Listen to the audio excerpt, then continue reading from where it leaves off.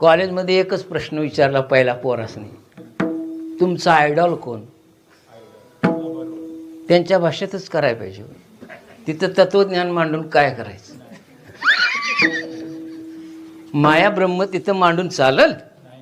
तुमचा आयडॉल कोण? सगळी पोरं फटाफटा खानांची नावं घ्यायला लागली. कळतात ना? कोण खान?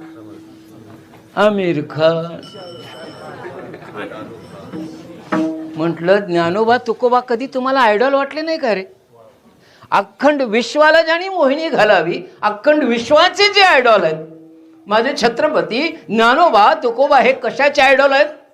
भारत देशापुरते ते मर्यादित राहिलेले नाहीत. विश्व ज्यांना आयडॉल मानतो, जर त्यांना तुम्ही मानत नसाल तर तुमचं जीवन बर.